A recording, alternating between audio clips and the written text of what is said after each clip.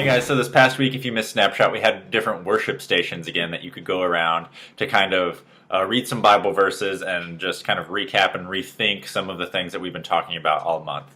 So if you missed it all month, we've been doing a series called Cafeteria Christianity, where we talked about what it means in our lives to pick and choose the things we believe, because sometimes we think we can do that with all of our lives, like, everything caters to us. You pick and choose what kind of news you want to come in on your phone, or what do you want to see on your Twitter feed or Instagram, or we get to personalize everything. Everything's customized to us and what we like, and that can sometimes get carried over into our faith, which I think is a really detrimental thing, because we can say, oh, well, I really like that God's loving, but I don't like the fact that God doesn't like sin and won't tolerate it.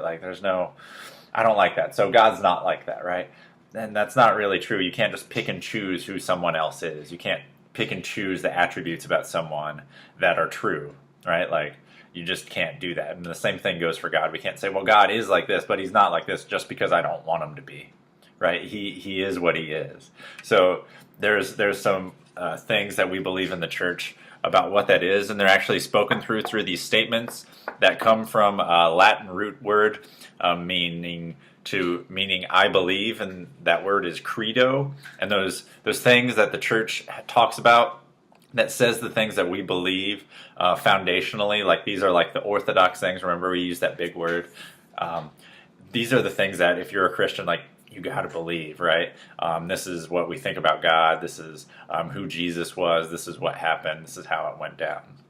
And those things are called creeds. And there's two that we looked at in one of the stations. It was the Apostles' Creed, which you guys have probably heard if you've hung around church at all. And then there's this other creed called the Nicene Creed.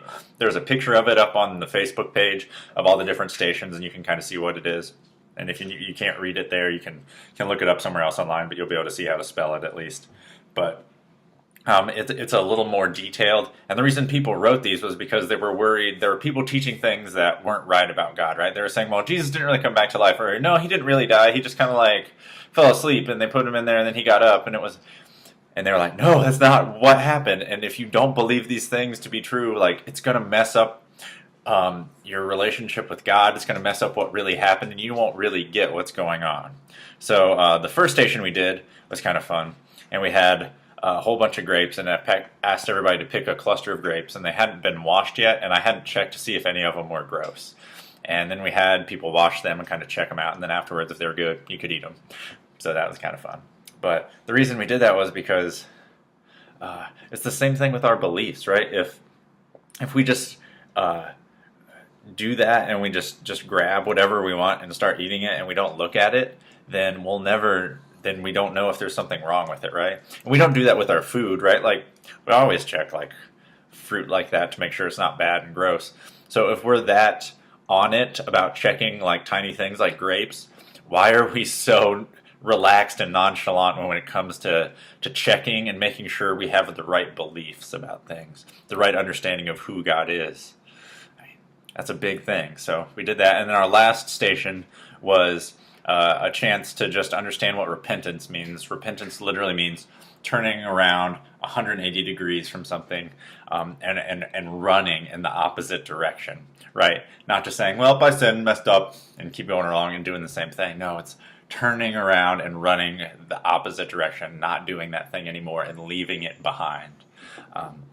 So we gave everybody a chance to just kind of write down and something that they wanted to maybe turn from, thinking about maybe beliefs that we had thought about God that maybe don't really fit into who he actually is, or just stuff that we struggle with that we wanted to lay at the foot of the cross of Jesus, because Jesus died to take those sins away so we could run away from those things that aren't good and run towards God.